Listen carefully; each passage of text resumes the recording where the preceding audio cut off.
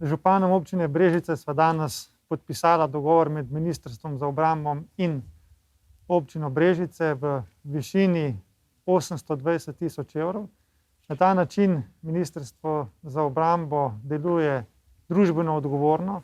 S tem zneskom želimo na nek način se lokalni skupnosti oddolžiti za našo prisotnost v tej občini.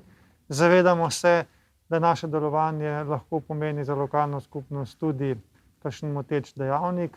Ravno zato pa poskušamo na tovrstne načine te slabe stvari tudi kompenzirati s pozitivnimi stvarmi.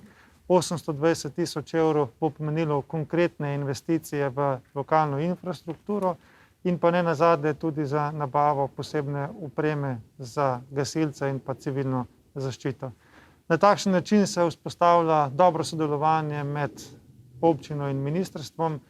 Mi se počutimo in tudi Slovenska vojska se v tej občini počuti sprejeto, se počuti dobro in želim se le, da bi to vrstno sodelovanje postalo tudi model za vse ostale občine, kjer je prisotna Slovenska vojska in da lokalna skupnost in Slovenska vojska delujeta povezano v korist domovine.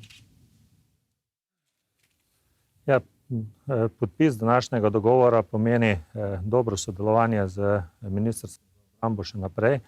Občina Brežice bo v 2 letih dobila okoli 810 tisoč evrov, približno 80 tisoč evrov bo šlo za sredstva, predvsem za investicije in pa ostalo za opremo za gasilce in pa civilno zaščito.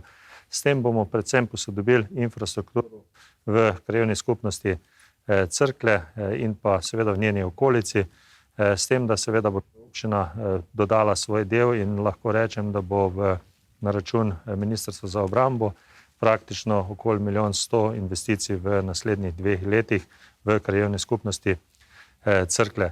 Tako da mene veseli, da je ta dogovor dogovorjen in seveda jaz verjamem, da dobro sodelovanje med ministrstvom in pa občino se bo nadaljevalo.